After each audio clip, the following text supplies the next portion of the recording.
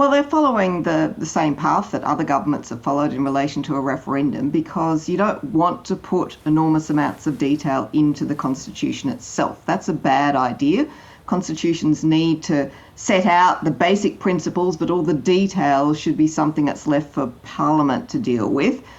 Because that's the democratic process. And the important thing there is not to freeze in your constitution details that might become problematic and you might want to change later on. So much better to leave it to Parliament to decide how to exercise certain powers. And the other thing to point out there, by the way, is that you can't, as a government now, guarantee in the future how any Parliament's going to exercise its powers. For example, the 1967 referendum, it gave a power to Parliament to make laws with respect to people of particular races, including Aboriginal people.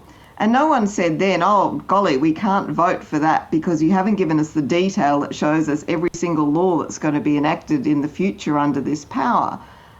What we have to do is trust the democratic process, that it's Parliament that makes those sorts of laws, and Parliament is accountable to the people in elections. And if you don't like it, there's a method there. You can vote out the people in Parliament and vote in other people. So that is the basic system that we've used for a long time. And so the Albanese government, therefore, is not really doing anything inconsistent with that. But in terms of the history of referenda and the need for broad support, does this government strategy leave it open to questions of people don't know exactly what they're voting for, which is what we've been hearing from the National Party?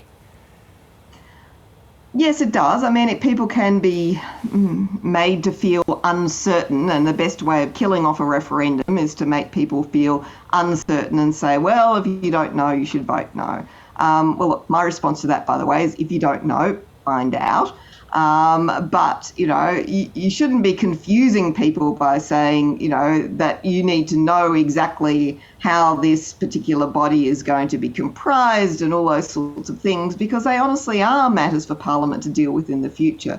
What you're actually being asked to do in a referendum is the basic principle. Should there be a body that can represent Aboriginal people and that can have a voice so that it can better inform Parliament and government on matters? That's the question ultimately that people are going to be asked.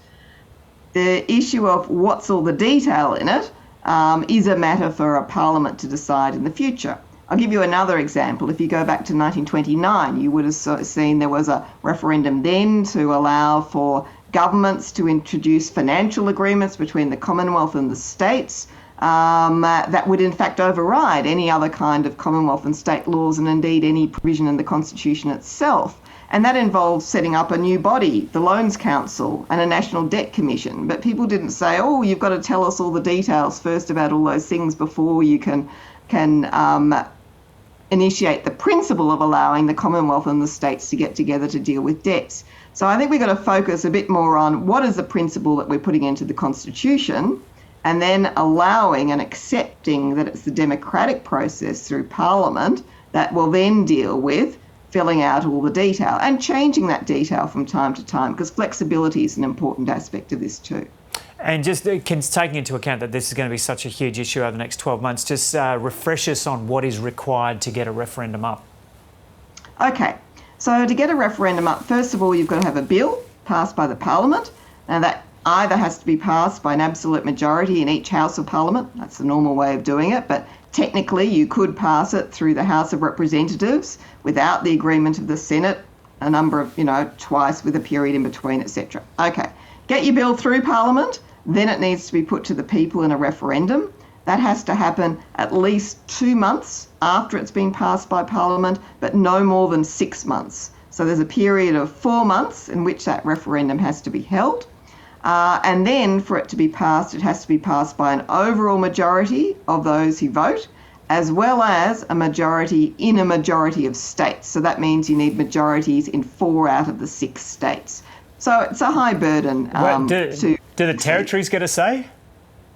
The territories get a count in the overall number, and that was because of an amendment that was made back in the 1970s, but they don't get to count in the 4 out of 6 states. So they don't count in that second layer of the referendum majority. Ripped off. Maybe that'll have to be attended to at some stage down the track. So Labor this time around is really working off what was learned from the failure of the Republic referendum in 1999. Would you say that's a fair assessment in terms of not getting bogged down in the detail and the pro vote being split?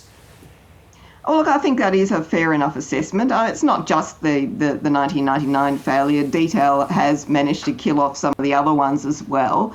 You just have to look at the no cases in the various yes-no cases that have been run over time, and you see all sorts of complaints that were made. Another one I was looking at this morning was the 1946 referendum, which was about putting in the Constitution powers to do unemployment benefits, family allowances, pharmaceutical benefits, etc. And if you look at the no case, they said things like, oh, this is a power that can be used forever, and therefore it can be used for communist and fascist reasons, and it can control your life. The reality is a lot of these arguments are completely overblown. We've had that provision there since 1946. Everybody would accept that the Commonwealth should be able to do things like unemployment benefits. And no, it hasn't been overtaken for communist or fascist reasons, and it doesn't control everything in our lives. So I think we can get a little bit overburdened by the hysteria that is put up about many of these proposed constitutional amendments. Love your knowledge of all that historical detail. And so just finally, what do you make of how the federal government is handling this so far and the likelihood of this getting up? Well, look, to be honest, I think they could do it a bit better. I think it probably would help people if they did have some idea at least of what the government proposes to do in terms of the voice in the future. So while I completely agree that the focus for the referendum has to be on the principle, not the detail, probably would help if the government could say, okay, we can't guarantee you what the detail is because, hey, we're going to have consultation with people, it's got to go through Parliament, we might want other bodies involved, like, say, the National Anti-Corruption Commission, to make sure that this body is corruption-proof. So there's going to be all that process, but having some sort of an idea and saying, well, at least from our point of view, as a starting point, we would propose something that looks a bit like this. That might give people a bit more satisfaction in terms of, okay, I've got a general picture of what it will be, even though I know that in the end it's Parliament that will decide this. And of course there will be amendments made and consultations, and what turns out might be But are they different. kind of already saying that, pointing to the Calma report, or you think they could be more specific? Yeah, well, you can point to that report, but remember that report was made under the previous government. It was a report to the previous government. What we haven't actually seen is anything that puts into the process what this government would actually be proposing. So, look, I think there is a bit more detail that could come out. But again, I don't want to press this too much because I think in the end, what are you voting on? It's not the detail of what Parliament's going to do in the future, okay, because that's the sort of thing that you vote on. At the next election, for example, whether you like or you don't like whatever bills come through.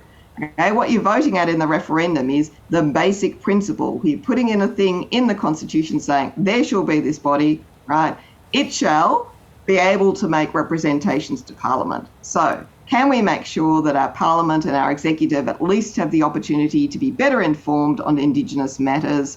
That's ultimately the question that people are deciding from the constitutional point of view in a referendum. And then the rest, we trust to the democratic process that we have with a Parliament. And if you don't like the way they construct the voice, how it's comprised, what it does, then you can vote in the next election for someone who's going to change that. And that's your normal democratic process because there is that inbuilt flexibility there. It's not frozen in the Constitution. And it's always so good getting your perspective. Thanks for all the times that you've had a chat to us in 2022 and looking forward to heaps more chats through 23. Thank you. You're welcome.